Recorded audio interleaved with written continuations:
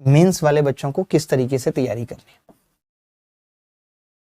बहुत आराम से और बहुत रियल और एक ऐसी स्ट्रेटेजी या ऐसी प्लानिंग बताना चाहता हूं जो वाकई में जेन्युइन है, जो फॉलो भी की जा सकती है। क्योंकि आज मैं बच्चों को देख रहा हूं, बच्चे सिर्फ गणित में घुसे हुए हैं। उनको लगता है कि बस गणित में पीएचडी करने से सिलेबस हो जाएगा। नहीं होगा। ये बात हमें at the end of the day ये समझनी पड़ेगी कि गणित का उतना वेटेज नहीं है। इसको समझने में, इसको स्वीकार करने में किसी भी टीचर को, किसी भी बच्चे को ऐतराज नहीं होना चाहिए। मुझे इस चीज से ऐतराज नहीं है। मैं बच्चों को नहीं कह सकता। आज आप अगर मेरे पिछले मेंस की क्लासेस देखेंगे तो उसमें मैं बोलता था कि आप 5 घंटे गणित पढ़ो, आप पूरे दिन गणित पढ़ो। बट अब मैं ऐसा नहीं बोल रहा, बिल्कुल भी नहीं बोलना चाहता। मैं बिल्कुल भी नहीं बोलना चाहता, क्योंकि मुझे मालूम है कि गणित पूरे दिन पढ़ने से सिलेक्शन हो ही नहीं सकता। आप सोचो, आपको पहली बार इतना अच्छा मौका मिला है जहां 30-35 हजार वैकेंसी हैं। अगर अब भी इतनी वैकेंसी पे आप सिलेक्शन नहीं ले पाए तो बहुत मुश्किल होगा। और एसएससी को भी पता चलेगा कि इस साल उसने क्या गलतियां की हैं, नहीं की हैं, तो वो अगली बार सुधारेगा। तो आप उसको मौका ही मत दो, उसकी गलतियों से ही सिलेक्शन लेके निकल जाओ और अपने जीवन को आगे बढ़ाओ। तो मैं यहाँ बताना चाहता हूँ कि मेंस में मैं सारे सब्जेक्ट एक एक करके लिखूंगा। जैसे कि आपको पता है कि पेपर 1 है, पेपर 1, और पेपर 1 के अंदर मैथ्स है, रीजनिंग है।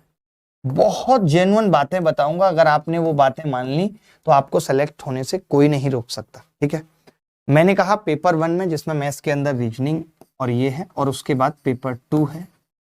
पेपर 2 के अंदर इंग्लिश है और जीएस है। 25 सवाल आएंगे, 35 सवाल आएंगे, और इन दोनों के 30-30 सवाल आएंगे। यही है भाई, 180 ऐसे ही है ना। कितने का है पेपर?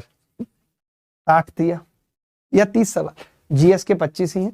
उसके बाद कंप्यूटर है, जो क्वालिफाइंग है। आप सबको पता है कि कंप्यूटर क्वालिफाइंग है। अब बहुत सारे बच्चे तो यही सोच के डरे हुए हैं कि इंग्लिश के 45 सवाल है ना, वही मुझे लगा 390 तभी हो पाएंगे 45 सवाल। इंग्लिश के सबसे ज्यादा सवाल है, नहीं? ठीक है, तो मैं ये कहना चाहता हूँ, हाँ वहीं पे लगा दीजिए। मैं ये कहना चाहता हूँ कि बहुत सारे बच्चों को इस चीज की टेंशन है कि वो कंप्यूटर को क्वालिफाई कर पाएंगे नहीं कर पाएंगे। उनको बहुत घबराहट है कि कंप्यूटर उनसे क्वालिफाई हो पाएगा या नहीं हो पाएगा, कैसे वो कंप्यूटर की तैयारी कर पाएंगे। देखिए, मैं तो ये कहूंगा कि अगर आप कंप्यूटर पे 40 घंटे क्लास करके बर्बाद कर रहे हो तो मेरे हिसाब से तो सही नहीं है। बाकी तो टीचर पढ़ा ही रहे, खुद हमारी ऐप पे भी लोग पढ़ा रहे हैं। लेकिन ये आपको देखना पड़ेगा कि आपकी अगर इन चारों सब्जेक्ट्स की तैयारी कंप्लीट हो गई है। हमें तो इसलिए पढ़ाना पड़ता है कि अगर आपकी इन चारों सब्जेक्ट्स की तैयारी कंप्लीट है तो आप पूरा फोकस कंप्यूटर पे कर लीजिए। 40 क्लासेस 2-2 घंटे की, 80 घंटे कंप्यूटर पढ़िए। मैं कंप्यूटर में यहाँ पे ये कहना चाहूंगा कि कंप्यूटर देखिए पहली बार ऐड हुआ है, तो पहली बार में हम ये कह सकते हैं कि बहुत मुश्किल सवाल तो पूछे नहीं जाएंगे।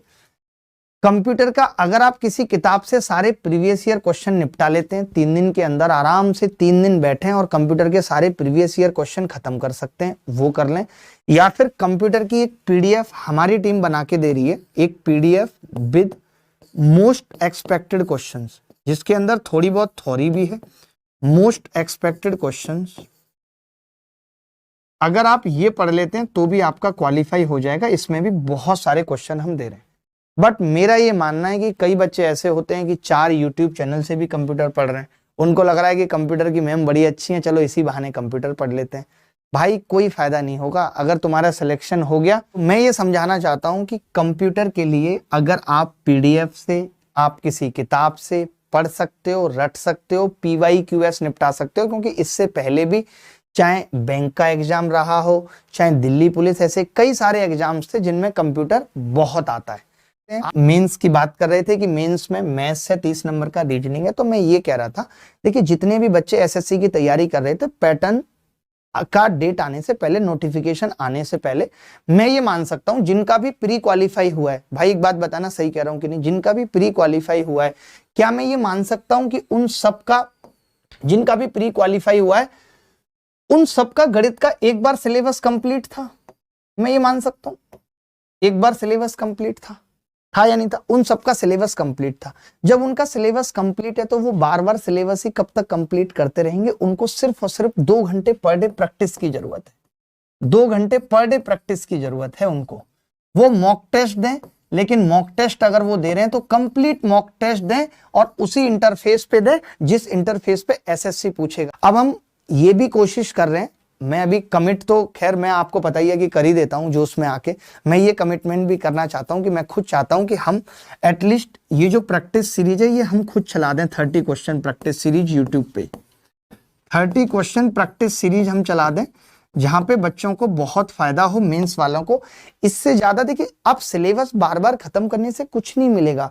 अगर अभी भी कोई बच्चा डेली, देखिए गणित का पूरा सिलेबस खत्म करने में कोई भी टीचर करे ऑलमोस्ट 170 से 180 घंटे लगते हैं, लेकिन तो मैं ये कह रहा हूं कि अब प्रैक्टिस पे ध्यान दो, क्योंकि पेपर जैसी रिजल्ट आएगा, डेट आ जाएगी, 1-1.5 महीने के अंदर पेपर होगा। मैं ये इसलिए कहना चाह रहा हूं, आप सोच रहे होगे कि ये क्यों कह रहे हैं कि यार मैथ्स 2 ही घंटे पढ़ो, उससे ऊपर मत पढ़ो। उसके पीछे वजह ये है, मैं ये कह रहा हूं कि प्रैक्टिस पे फोकस करो। आपने सिलेबस कर रखा है, बहुत गहराई में जाने की जरूरत नहीं है। अगर आपके कॉन्सेप्ट क्लियर है, सिर्फ कॉन्सेप्ट क्लियर करने पर ध्यान दो। अगर आपके कॉन्सेप्ट क्लियर है तो आप सवाल कर ही जाओगे। कि भाई 100 सवाल हम नहीं कर सकते लगातार, गणित में भी दिमाग लगता है, उतना रीजनिंग में नहीं लगता। रीजनिंग के साथ मैथ्स से आप बैलेंस कर जाओगे, लेकिन आपको रीजनिंग की तैयारी अच्छी करनी पड़ेगी। कैसे अच्छी करनी पड़ेगी? जितने भी लास्ट 3 साल में, जितने भी लास्ट 3 इयर्स में सेट आए हैं, वो सारे सेट या उनके हार्ड क्वेश्चंस आपको लगाने चाहिए। रीजनिंग बहुत ज्यादा प्रैक्टिस का गेम है, गणित से भी ज्यादा प्रैक्टिस का गेम है। एलिगेशन पढ़ते पढ़ते हमारा जमाना बीत गया। एलिगेशन पे कोई सवाल आएगा हम तुरंत लगा देंगे, उसकी अलग से प्रैक्टिस करने की जरूरत नहीं है। ऐसे गणित में बहुत टॉपिक है, टाइम एंड वर्क की अलग से प्रैक्टिस करने की जरूरत नहीं है। मुझे पता है कोई भी सवाल होगा मैं एलसीएम लेके, फ्रैक्शन लेके कर ही दूंगा उसे। लेकिन अगर रीजनिंग में मैंने प्रैक्टिस नहीं की ना नंबर सीरीज की, तो मुझे लाख नंबर सीरीज आती है, मैं सवाल सही नहीं कर पाऊंगा। ये बात मानते हैं कि नहीं? बिना प्रैक्टिस के रीजनिंग को नहीं किया जा सकता। Without practice reasoning is not possible कि आप 30 में 30 सवाल कर पाएं।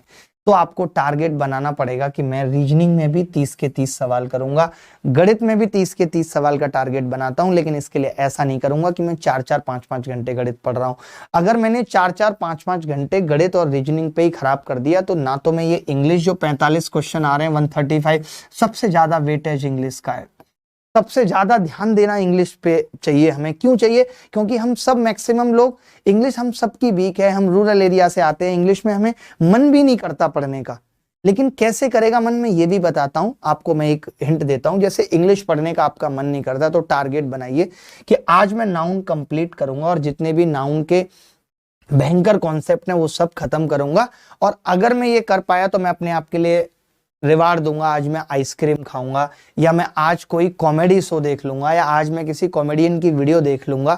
आज मैं कुछ भी ऐसा जो मुझे ठीक लगता है मैं कर लूंगा, या आज मैं उसको कॉल करके 1 घंटे बात करूंगा, क्योंकि आज मैंने पूरे दिन ये खत्म किया है। मैंने इंग्लिश का ये टॉपिक कंप्लीट 1 दिन में खत्म किया, क्योंकि इंग्लिश के लिए भी ज्यादा वक्त नहीं है। एक दिन में एक टॉपिक खत्म करना पड़ेगा, एक दिन में एक टॉपिक खत्म करना पड़ेगा। मैं ये नहीं आपको कमिट कर रहा हूं। जैसे आप जानते होंगे कि इंग्लिश के अगर सबसे बेस्ट टीचर की हम बात करें तो अंकुल सर सबसे बेस्ट टीचर हैं जो हमारे पास हैं। मैं खुद ये चाहता हूं कि मैं 10 या 12 क्लासेस यूट्यूब एसएससी अभिनय मैथ्स पे ऐसी लगवा दूं उनकी, जिनकी जो मुश्किल चीजें हैं, जहां पे बच्चा गलती करता है, वो सारे पार्ट बता दें। जहां गलती करता है, देखिए नॉर्मल सबको पता है, नो सूनर के बाद हेड आता है, वो सबको पता है। जहां पे अपवाद है, जहां एक्सेप्शन है, तो वहां एक्सेप्शन क्यों है, और अगर उस पर सवाल आएगा तो आप गलती ना करें। ऐसी 10 क्लासेस का काम है, यही हम हर एक में कोशिश करेंगे। हम गणित में भी यही कोशिश करेंगे, हम रीजनिंग में भी 10 घंटे की यही कोशिश करेंगे कि आपको ऐसा कुछ दे दें जहां पे गलती हो रही है, जहां पे मुश्किल सवाल आ रहे हैं। ये एक चीज आपको पता लग जाए, क्योंकि बाकी देखिए 70%, 80% आपको आता है। आप मेंस की तैयारी कर रहे हैं, आप प्री क्वालिफाई करके बैठे, तो ऐसे ही आपका प्री क्वालिफाई नहीं हो गया, आपको कुछ आता